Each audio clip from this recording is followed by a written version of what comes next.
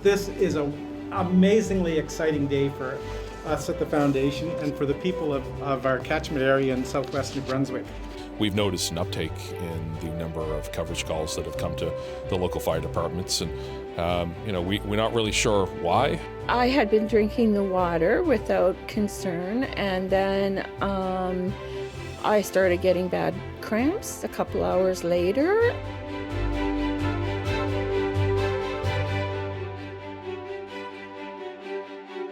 Welcome to This Week Uncut, where we take a look back at the top stories from CHCO and The Courier this week. I'm Vicki Hogarth. And I'm Nathalie Sturgeon. On Monday, Nathalie and I were both at the official unveiling of the new CT scanner at the Charlotte County Hospital. It's been a long time coming. A lot of people were there. It was extremely exciting to see this become a part of our community and how it's going to change lives. What was your impression of the event? Well, I was really interested when Steve talked about the fact that, in the 1920s, they purchased the first Campbell X-ray, and that X-ray was only $4,200. And this machine was $700,000. So it shows you for how far it's come along the way in terms of the cost of medical devices, but also that the community continues to step up for its healthcare. That's the thing that constantly continues in Charlotte County, that this community steps up for the things that we need when they aren't always taken care of. Steve Bachman, president of the Charlotte County Hospital Foundation, had been working towards this goal starting in 2022 when they initially decided that was the next big goal, that they wanted to add this CT scanner to the hospital to give patients an option of having that service right in their own community as opposed to traveling to St. John. And as you mentioned, it really was the radiothon that they do every year with Charlotte FM that they said we expect this would be a 3-year plan. And it took really 3 months, all thanks to $262,000 just from that radiothon in 2022. And then the St. John Hospital Foundation, a couple months later, gave $350,000 to bring them to their goal and make it a reality. What was curious to find out, there were some of the setbacks in terms of renovations that had to be done. I know there was a lot of talk in the community about why was it taking so long to have it installed. And we got a tour of why, including like they had to put in an entire new floor for this machine because it's so heavy. What was your impression of that? I mean, it speaks to the level of complexity in getting a piece of equipment like this into a smaller community. And people, 4,500 patients, have to travel 100 kilometers to get a CT scan. And I think what's so extraordinary about those efforts is that now those patients have it at home. And there's something very critical about having a vital piece of healthcare in your community. And New Brunswick has struggled with that quite extensively. You think about Sussex and other rural hospitals that have really struggled to not only get equipment, but doctors and nurses as well. Mm-hmm. And there was talk, too, from representatives from Horizon about what an impact it makes on St. John as well for the patients that might be in the St. John area already, but having patients stay here in Charlotte County relieves the CT scanners at the St. John Regional Hospital, because now this means there's 4 in this area as opposed to 3. So it reduces. What was the wait time again, they were saying, for getting a CT scan at the hospital prior to the Charlotte County Hospital having one? Well, and Horizon provides data on the wait times for certain specific things, including hip and knee surgeries, cataract surgeries, but also CT scans. And what their data shows is that the average patient in the St. John region at the St. John Regional Hospital waits about 508 days for a non-urgent CT scan. Wow. Yeah, it's a long time to wait for that. And the national standard, which we saw reported earlier today, is 60 days. So it's quite a long wait. And the director of medical imaging told us that they hope in about a month to see maybe that number drop. So the Courier and CHCO-TV will be looking back to see if that's actually happened. Sometimes with the news story, I know that when people are watching at home, also a reason why we're launching this show, so that we can actually have a conversation in depth about a lot of the things that are going on in our community. But the newspaper that's now at our website, CHCO-TV, you're at the helms of it, really offers you an opportunity to go into longer detail, things that maybe in a 3-minute news story, you don't have the length of time to get across, but you can really go into depth explaining some of the things that maybe we can't cover on television. And no two journalists are ever going to tell the same story twice. And I think you're right about the details that you're able to go to in print, because in a 2-minute TV story, or perhaps in what we do in 5 minutes, is not enough always to explain the impact or to explain the data. And I think that the paper allows us to give that extra context. And I'm really proud of what we've been able to achieve here with the paper. And just as you were saying that, I was thinking about how I didn't explain on the television news story that they had to put an entire new floor into the hospital for the CT scanner. You will find that in the paper version. I had to cut it from the television version because it didn't fit in the time slot. So sometimes we have to pick and choose what ends up in the news story, and that seemed like the detail that wasn't as critical to the story, but nevertheless, it does give context to why it took time to get this installed in the hospital. And I know there was a lot of speculation online about what the delay was. Another thing that Steve Bachman told us was that the warranty of the CT scanner only started when it was installed. So anyone who was worried that it was waiting somewhere and aging, the warranty only started once it was operational. So pretty exciting to find those details out too, get the whole backstory. I know that there is an article coming out soon in the Courier that someone from the community is writing, a first person experience of being one of the first people to use the scanner. And she's going to explain how it's changed her life from all the visits that she's had to do to St. John, many times overnight, having to stay there just from the fatigue of constant travel, especially when you're dealing with a health issue.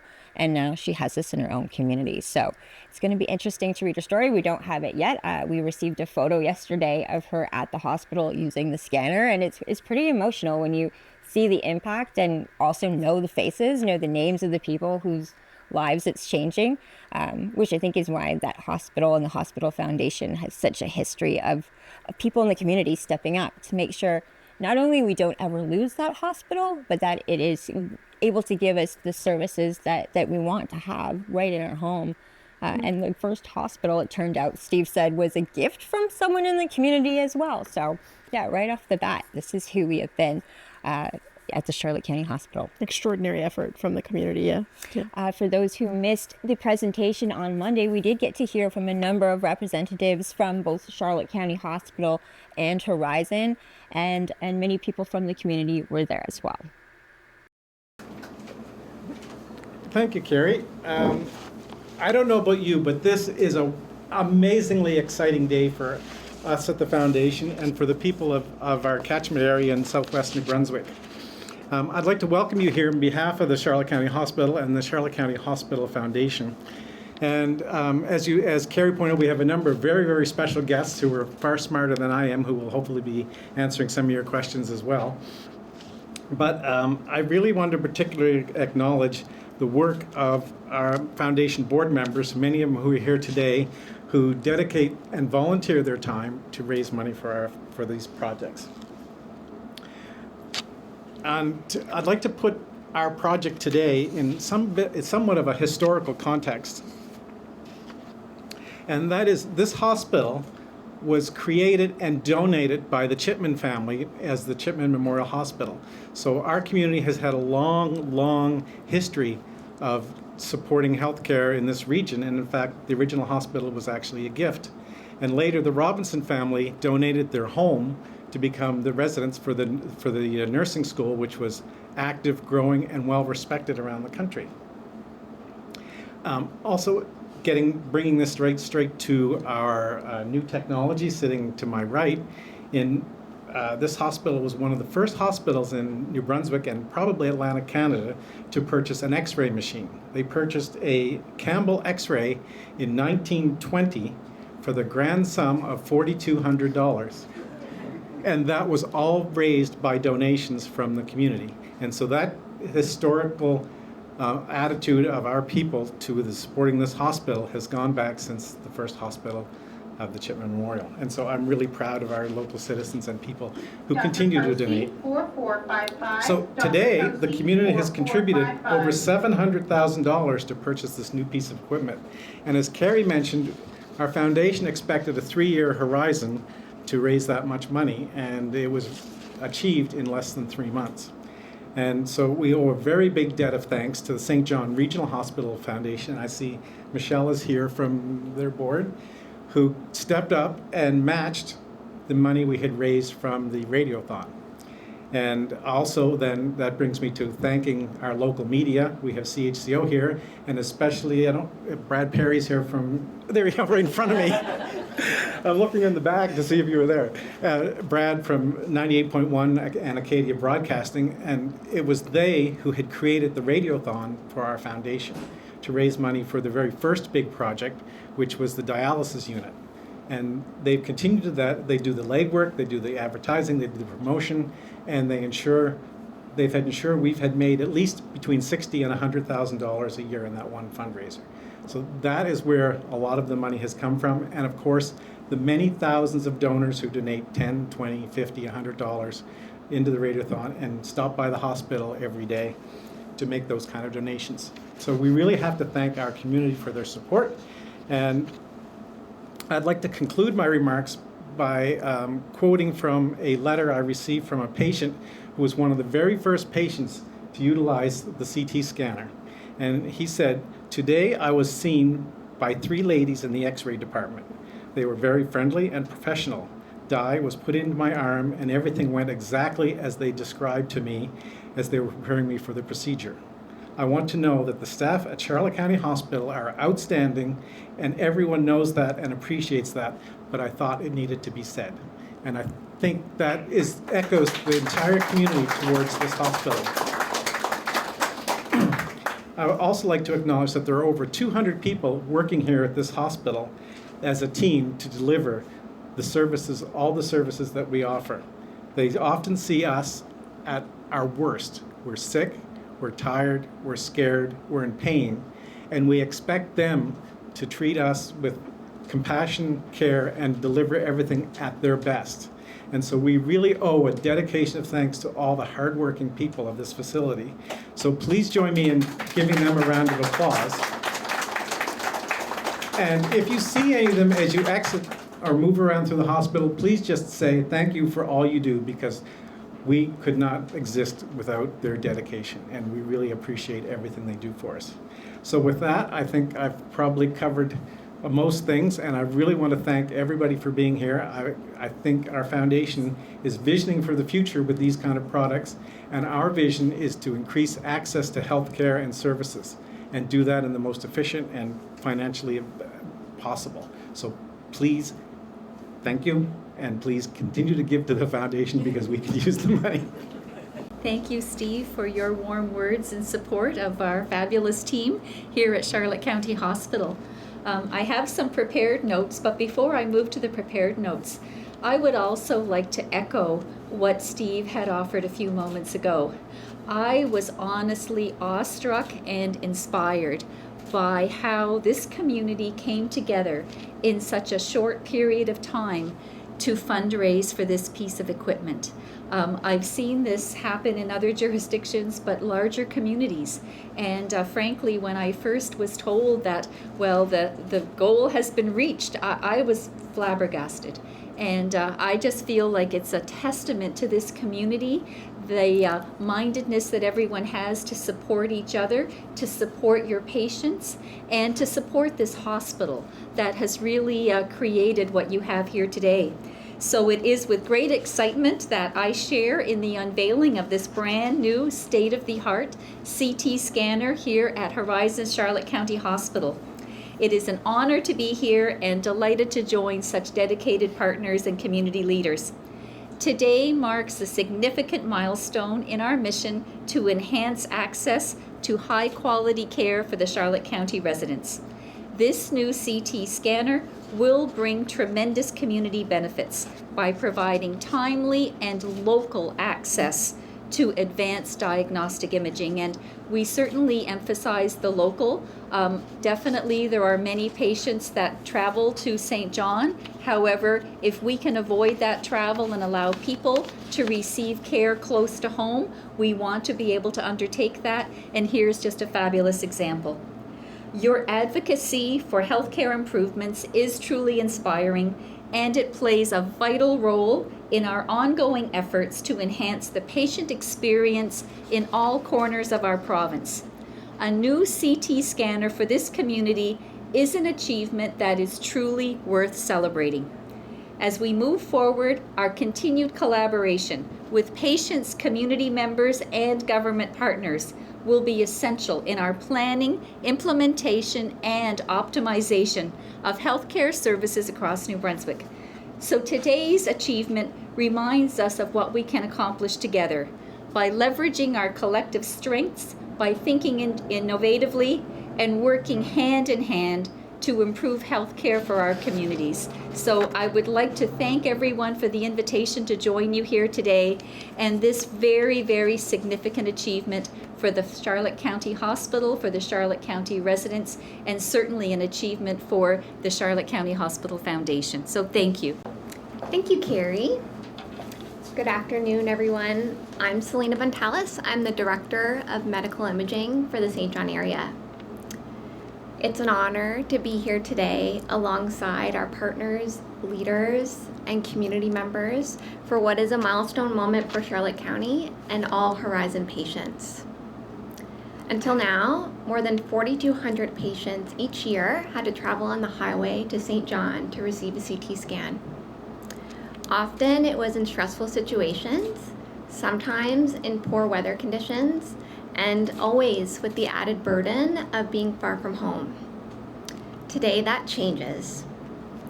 With this new CT scanner, we're not only improving access to life-saving imaging services for Charlotte County, but strengthening care across the entire Horizon network.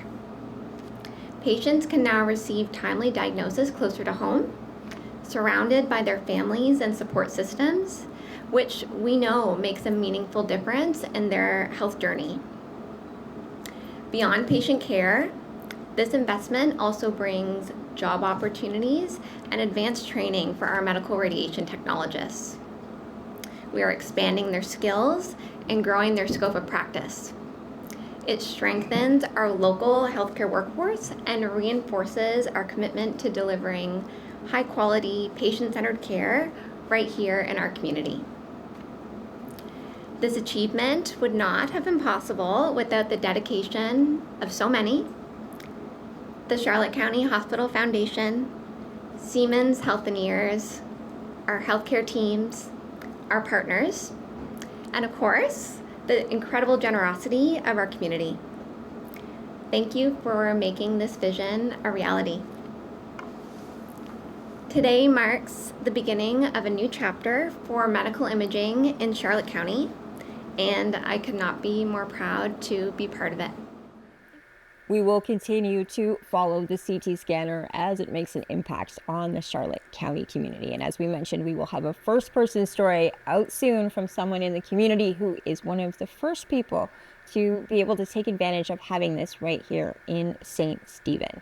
Monday was a very busy day, though. We were at the hospital first thing. We have a lot of busy days here at CHCO and The Courier. There's a lot of long days in there for sure. There are a lot of council meetings. Now that we cover 4 different communities with council, St. Andrews usually has 2 a month.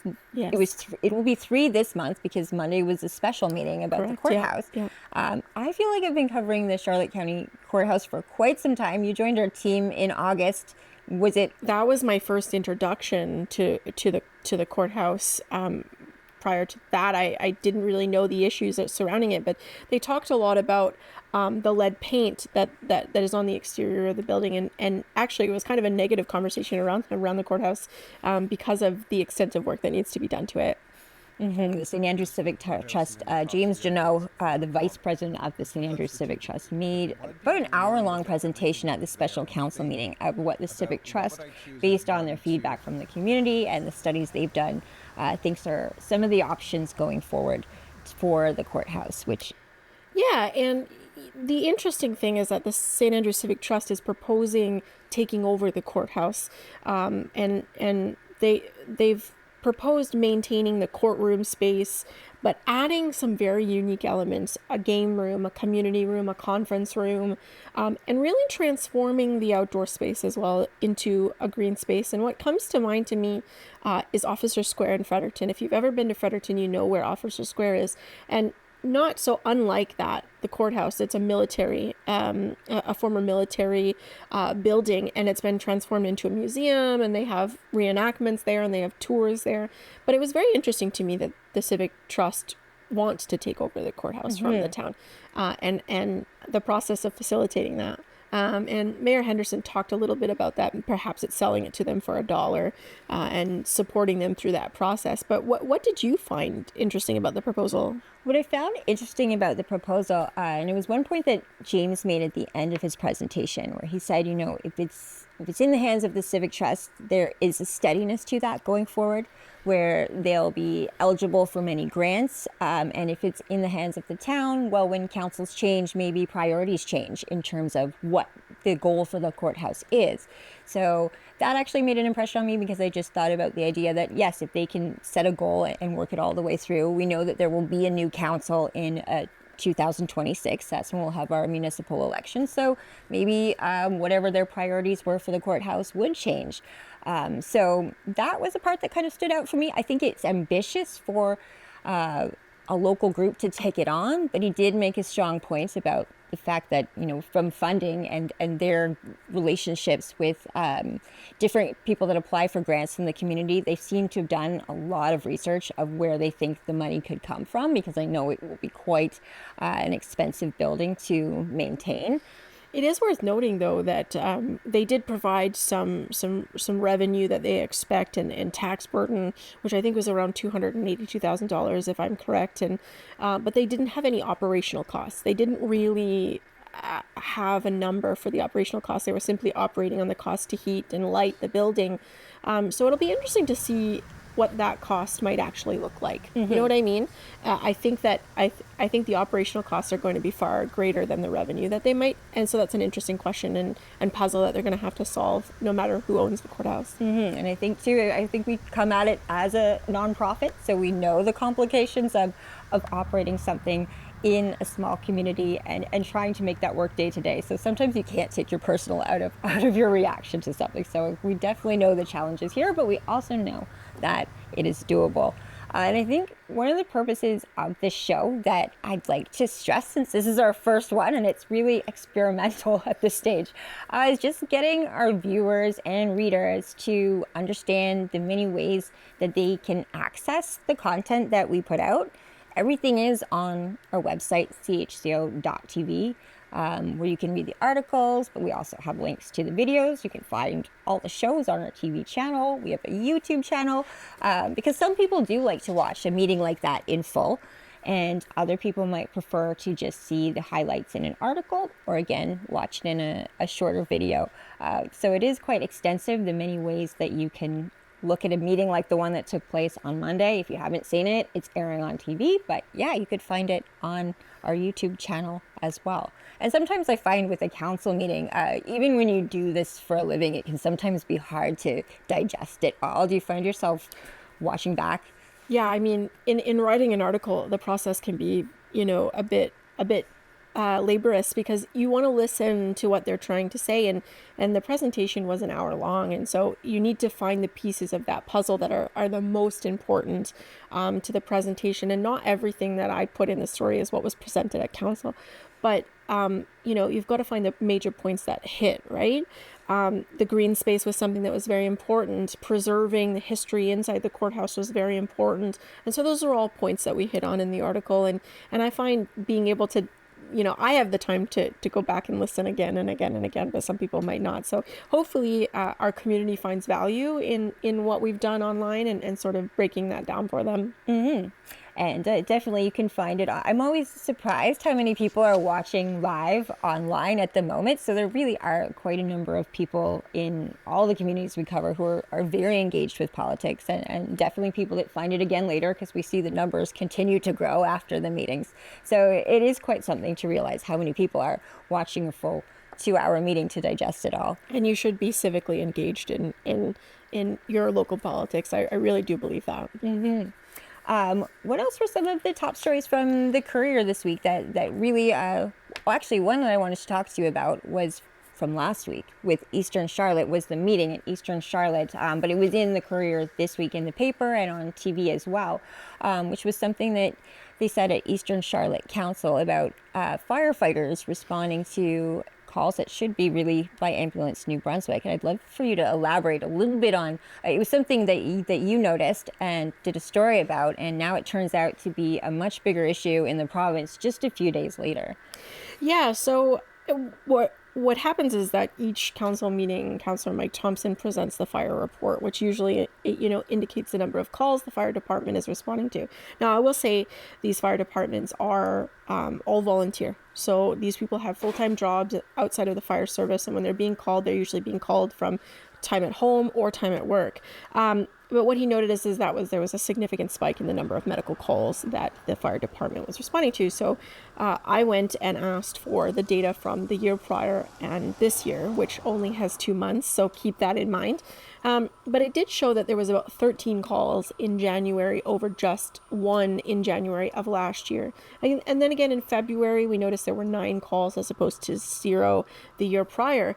And what's so interesting about that is they are responding to more medical calls, but they don't have the medical training that a paramedic does. Mm-hmm.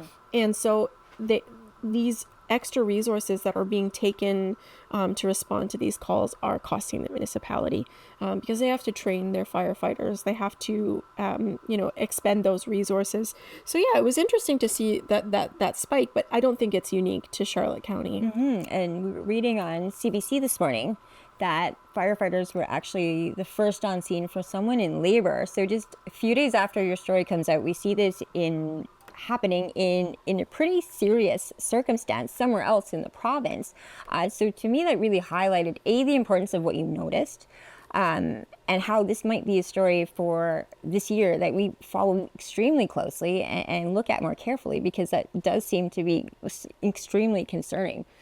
Yeah, I mean, if firefighters are responding to medical calls, they really do have limitations on what they can and cannot do in scenarios like that.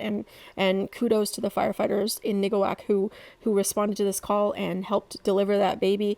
The article actually said it took 40 minutes for an ambulance to arrive at that call. But what the public should know about that is that the rural response time is actually 20 minutes.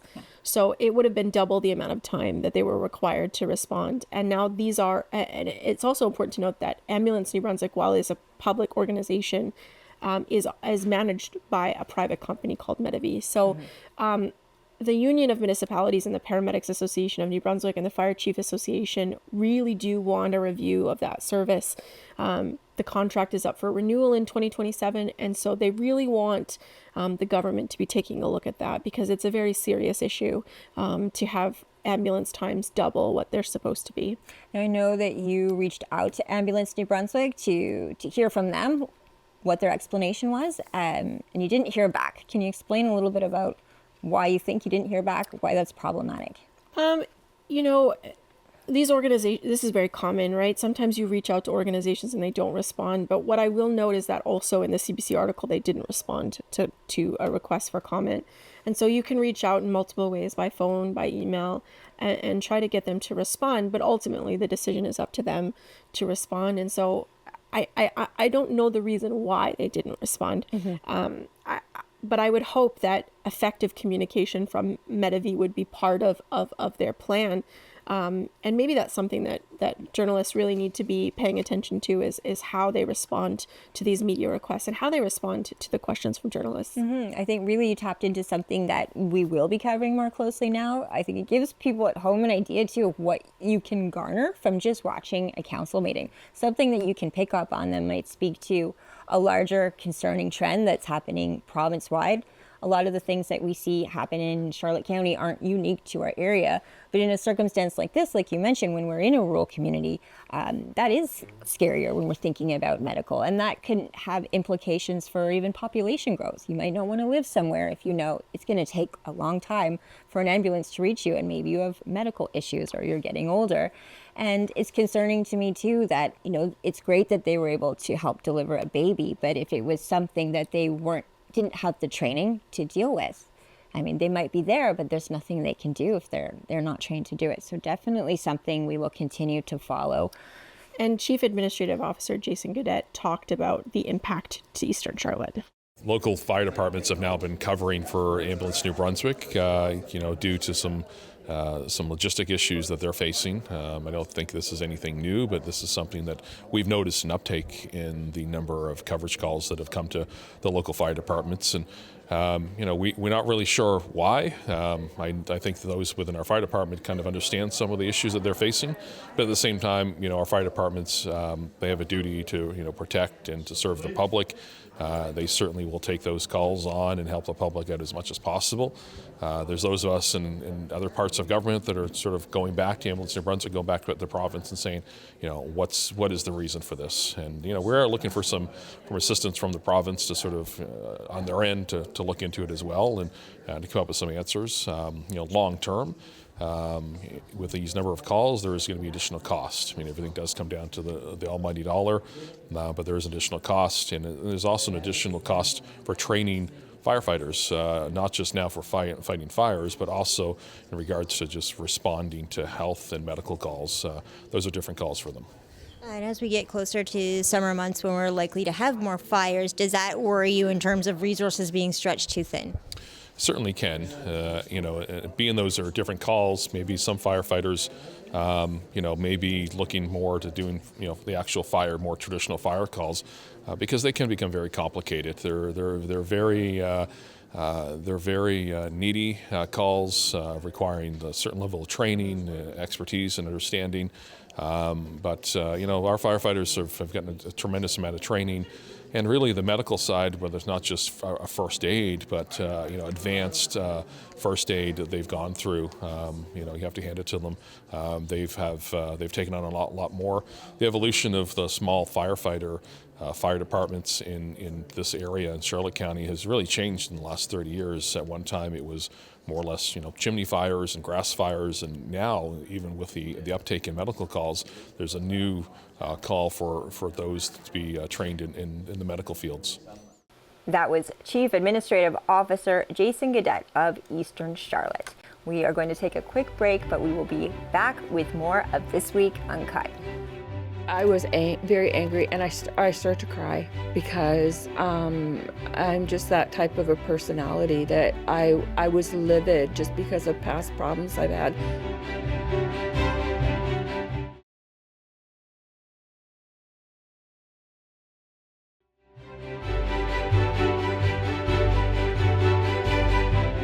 Welcome back to This Week Uncut. I'm Nathalie Sturgeon. And I'm Vicki Hogarth. So we're going to start with a story that originated 2 weeks ago, but has stayed in the news cycle for us for about 3 weeks, and that was the boil water order in St. Stephen. On February 8th, crews who were doing routine maintenance discovered an issue, which then led to a further discovery of a leak at the Maxwell Crossing facility, and they were explaining that it was impacting the vacuum at the pump. And so for the average person that might not make a lot of sense, but what analogy I would use is a straw. So if you're drinking out of a straw and there's a hole in the straw, you're not going to get a lot of liquid coming up, but what you are going to get is, in this instance, debris, dirt, and certain things that don't belong in your potable water system. And I wondered what you thought of the communication from the municipal district to the public about the boil water order. I think about this often in Charlotte County because communication it's a different beast here. I think there's this sense that if you put it on Facebook, that should be enough, but we know not everyone's on Facebook. And there's so many ways to communicate now that's almost part of the problem. Is that maybe you think of two, but you don't do the third. And that person over here doesn't have a cell phone. My mom, for instance, is someone who doesn't have a cell phone. She has Facebook, has no cell phone. So things like alertables maybe wouldn't work that great for my mother. But in someone else who is cell phone, that's all they use. Some people don't even have computers. So there are many ways to get a message out. And the problem is when it is something that is so important and needs to reach people immediately, you have to cross all of those off. And sometimes that means, and I know this firsthand just from running a TV station and newspaper, even that sometimes isn't enough. I think you could check our website, you could turn on the channel, but we also have to sometimes put up a poster in the post office. There are many things when you live in Charlotte County that you have to consider when trying to get especially an urgent message out. So I think I understand the frustration of the town, of the municipal district, because it's definitely hard to find every way to do that. But I think too, when it's something that is very serious, I mean, things like using the sign that's in Town Square in St. Stephen, making sure that maybe don't even flash other messages at that time, make sure that's the only thing that people see, especially while it's first being announced. I mean, it's impossible, I know, to go door to door. We actually have seen in the forest fire at Boquebec and Shamrock that the fire department actually did go door to door back then. But that is a very tricky thing to have to do. And the municipality did use its alertable app, which we also would encourage folks to sign up for, which can be sent to a landline as well if you don't have a cell phone. But they use that alertable app very heavily. Like every time there was an update, they provided it. And they also sent it to us. But what was interesting about the discussion at council on Wednesday night was that there were a number of councillors who spoke up and said, listen, I heard from so-and-so who didn't know or didn't know for a couple of days. Councillor Emily Rodas also mentioned a landlord who had reached out who operates a majority seniors building who said, listen, they didn't know they were drinking the water for 2 days. And Laurel Miller was one of those folks. What happened prior to you discovering that there was a boil water advisory? I had been drinking the water without concern, and then I started getting bad cramps a couple hours later, and I was out with a friend, and I said, I want to go home, I don't feel good, and I had bad cramps, and then the cramps just kind of got worse and worse. I had also got a headache, which is kind of weird. And then I had diarrhea for diarrhea for 2 days. And then I went into the superstore and started chatting with the lady. And that's how I found out that there was a water advisory on 2 days. 2 days later, I think.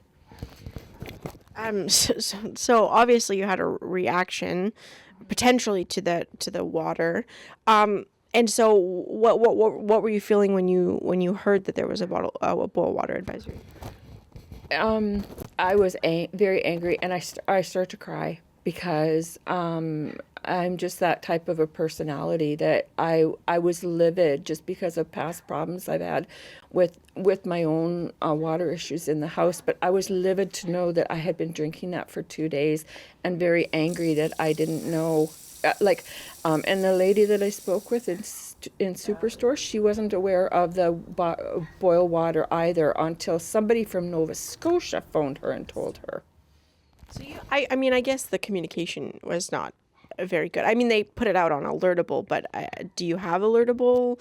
I do now, because I went to, that morning, I went to the Garcelon Civic Center, and I just kind of demanded to speak to the water lady.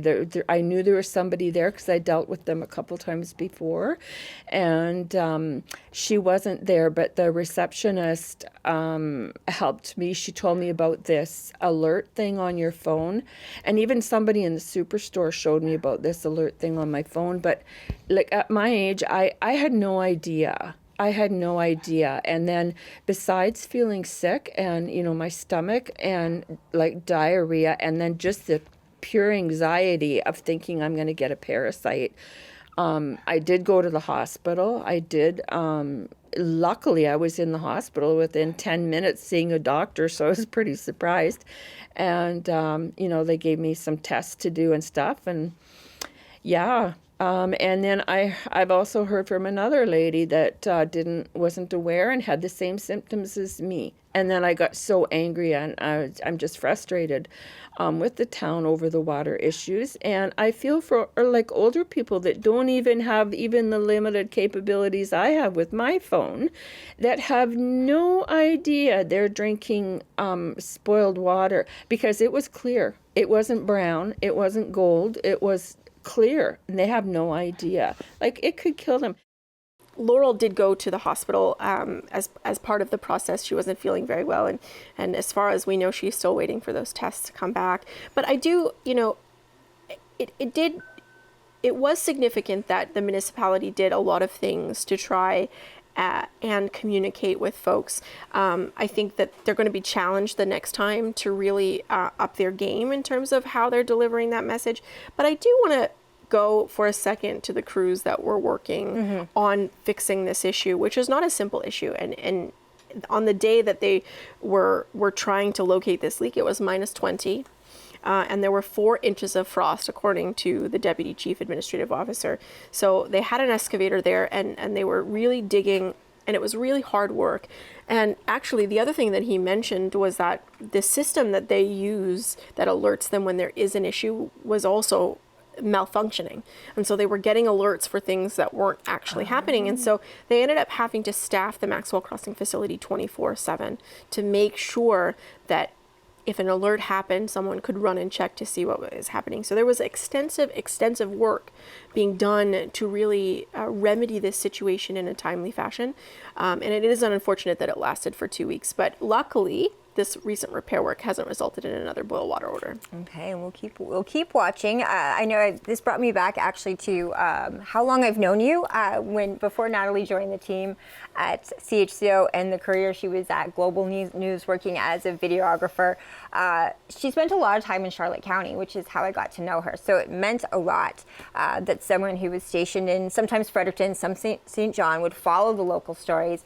I remember one day spending a day with you following the Blacks Harbor water issues, interviewing residents about what was going on, trying to get the bottom of it. So I know that you have a deep passion for these kind of issues as they affect rural communities, and that's always been your beat, even before you joined our team. So we're very thrilled to have you here, and I look forward to the show also being an opportunity where people can not only get to know you and I better, and the stories we're working on, but also see the process of how we go about putting them together. And we'd also like you at home to feel invited into the process. So you can email us anytime at news@chco.tv. I'll mention this all the time, don't worry about it. But we actually do get quite a lot of tips, quite a lot of input from the community. That's how we know to find someone who's had issues with their water. They didn't know they were drinking for 2 days. A lot of that just comes from you at home getting in touch with us, telling us about what local issues are affecting your lives, and how we can be a part of shining a light on what's going on. So yeah, that's my long history with you. That just brought that to light when I was thinking about it. I was like, I've known you for a really long time. Even if you've only been here since August, I feel like you've kind of been on the team forever. I feel like I've lived 10 years in the last 6 months. So, but it's all been great. I'm really happy to be here. I'm really happy to be a part of such a great community, but also to be able to bring local news to people who really do care about it. And that's the most significant thing that I've learned here, is that people care about the television station. They care about their newspaper. We often get messages from folks in the community saying, listen, if you ever decide to do a subscription, we'll support you. I think that's the most valuable thing that you have here, is the support of your community. It's pretty, I was at lunch just a couple of days ago, and someone came up to our table and just said thank you. And it's in media, that's not a thing that I don't think most outlets are used to hearing, but when you are reporting on the community you live in, and it is hyper local focused, there is a lot of gratitude for that, because we can all help each other stay informed, and so much of what we do comes from the community anyway. So yeah, it really is a true community station. What is it like though, living now? You reported on the community a lot before joining our team, but now you are a part of the community. It's definitely, I mean, it's a strange experience to move here in the winter, and most St. Andrews residents would understand that. It's very quiet here in the winter, and the majority of times that I have been here in the past have been in the summer, during hurricane season, most notably. But I really do love it here. It's quiet. The people are phenomenal, and they're very kind, and they're very welcoming, and I've been very appreciative of that warm welcome. Mm-hmm. What are some of the stories that you are also covering this or looking into cover in the weeks ahead? Yeah, so there are several stories on the agenda, especially now that we've had St. Stephen Council on Wednesday night. There is a tourism accommodation levy that the council is considering putting in place in the town, and that could be potentially, in the event they ever get a hotelier to come and set up shop there, that would be very significant for the community. But there were residents who showed up to the meeting who were very much in opposition to a tourism accommodation levy, and I think what's important about that is that in an age where everything is more expensive, electricity is more expensive, operating a business is more expensive, it sort of felt to them and to that conversation that it was another tax that was being imposed on them, and you know, as things pile on, people get frustrated. So it was very encouraging to see that dialogue from council. I think that hopefully what my article will do is explain what a tourism accommodation levy is, how common they are in other parts of the world. The other thing that we're going to be talking about is the Exit 56 development. That was also a story that I had written a couple of days ago. That survey, or that report, I suppose, will be given to Eastern Charlotte Council, and they will decide what they want to do with it. So there's a lot of possibilities for that area: retail, industry, and affordable housing, which is a big thing that Eastern Charlotte is And for hoping to anyone accomplish. at home maybe not as familiar with Eastern Charlotte, it's near where the big Tim Hortons is. Yeah, Exit 56 is the exit that you will take if you're leaving St. George and you're going towards St. John. It is part of the New Brunswick highway system. It eventually leads on to Trans-Canada 2. It is a very significant area, poised for development, as their CAO said. We are going to take a quick break, but we will be back with more of This Week Uncut.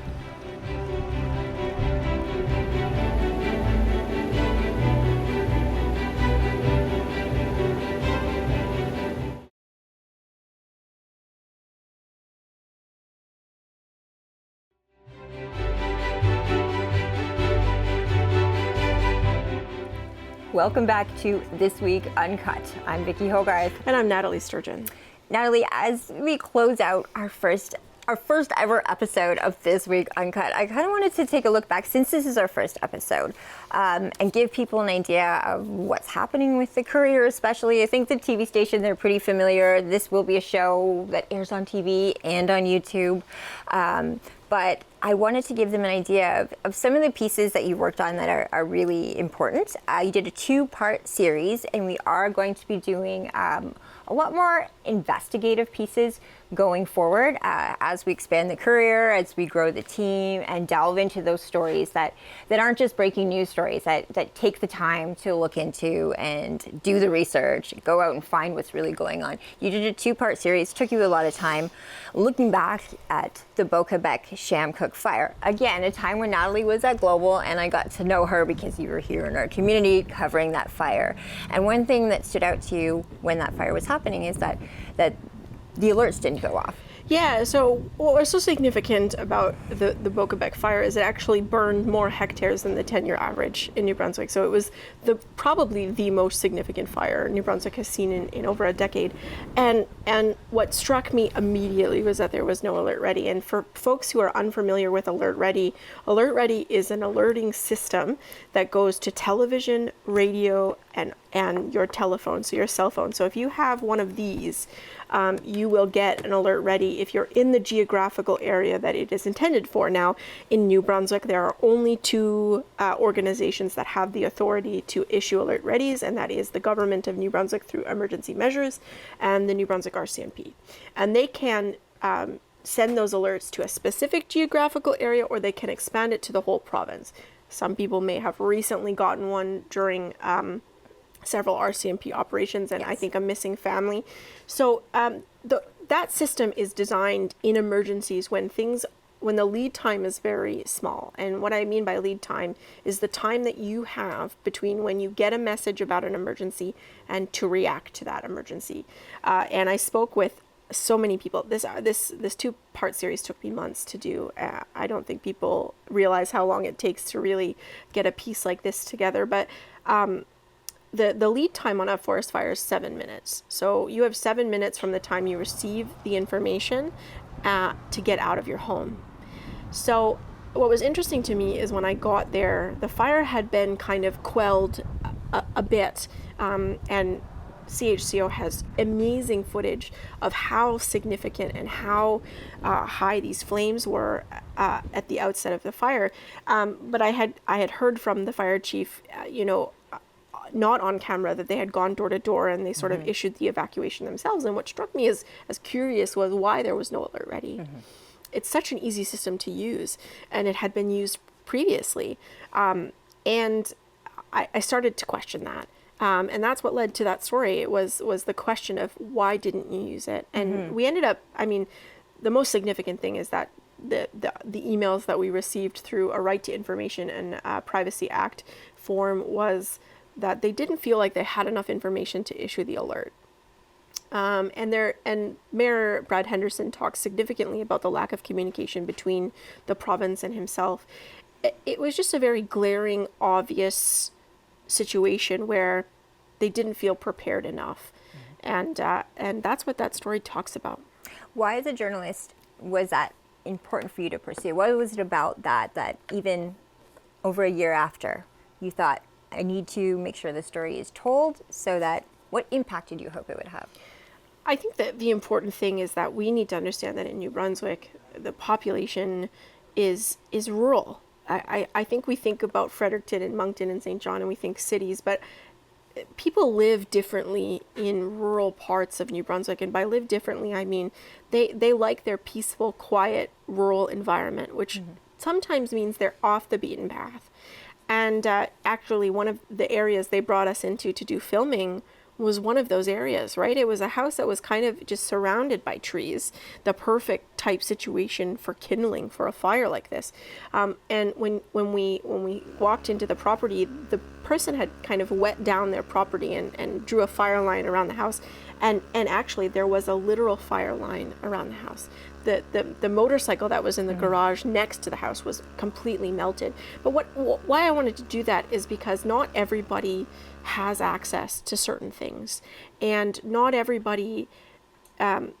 There was an emergency situation happening, and there was a tool that could have been used to save people's lives, and we're very fortunate that no one was injured or killed in this incident. But for the future, that might not be the case. And so I think journalism has the power to influence how decisions are made, and how they can improve their processes moving forward, because it's not a matter of if another forest fire is going to happen. We know that. We've seen it all over the world, California, even here in our western provinces. So it's not a matter of if, it's when. And I think journalism has the power to present to the public that things should be done differently or could be done differently. And that was my hope coming out of that story. And I even love that you published it in winter. It gives some response time for the people, the powers that be, to make some decisions that could better improve lives and safety in our province.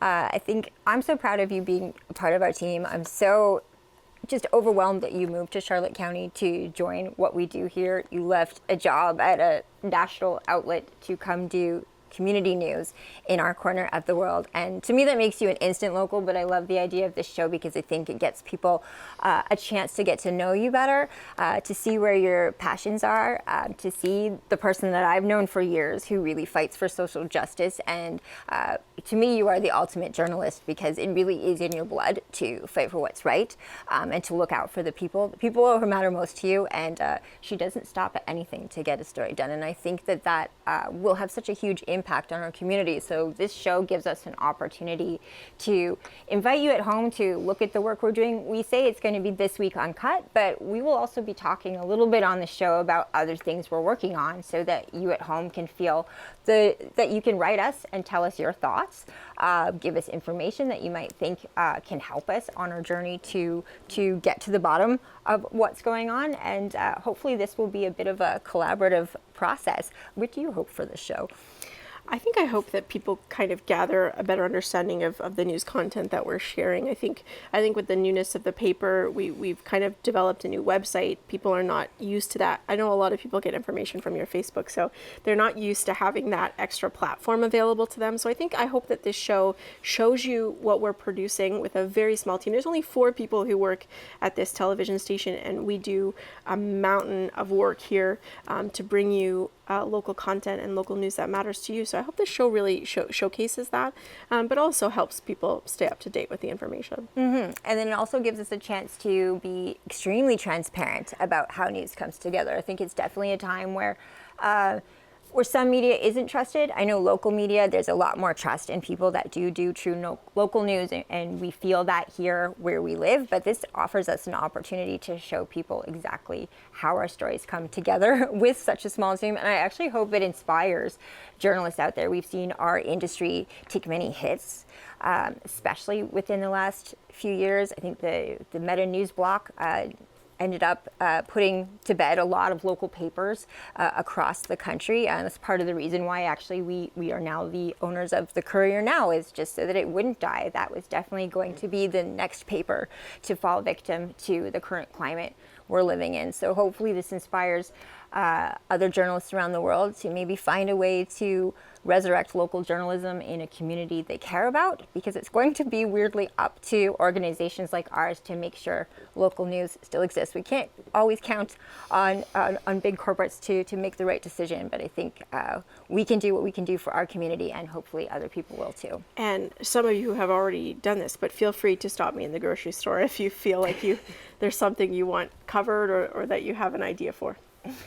Well, that is it for our show this week. This has been This Week Uncut. I'm Vicki Hogarth. And I'm Nathalie Sturgeon.